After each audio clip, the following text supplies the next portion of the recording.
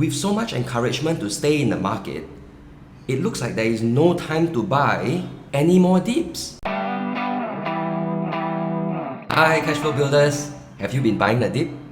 So I'm dressed like this today, right? Because I fell in love with the James Bond movie, No Time to Die. So if you have the time, go and check it out.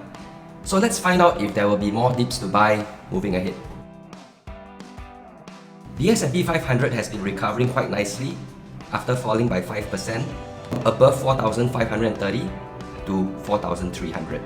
So congratulations to all of you who have been buying the dip.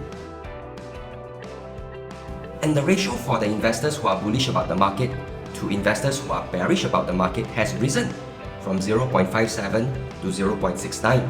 This is an indication of the increasing growth to the confidence of the market being bullish, yet some cautiousness about China's Evergrande and other minor Chinese developers who are still sorting out their financial crisis issues on the loan and bond payments.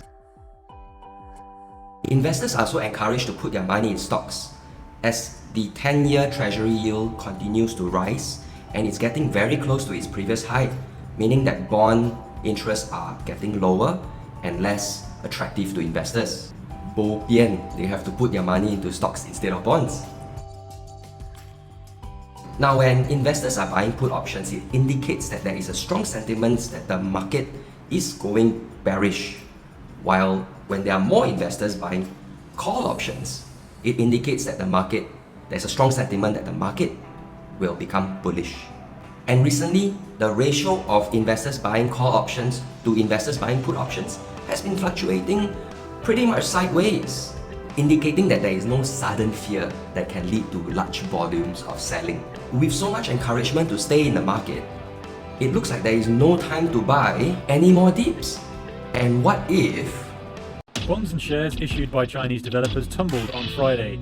Well, we're seeing a really rather brutal sell-off in China high-yield junk bonds today. Nobody knows exactly who holds Evergrande securities in the United States. Evergrande's current woes were triggered by government policy, and it remains unclear how Beijing would intervene to avert a global crisis.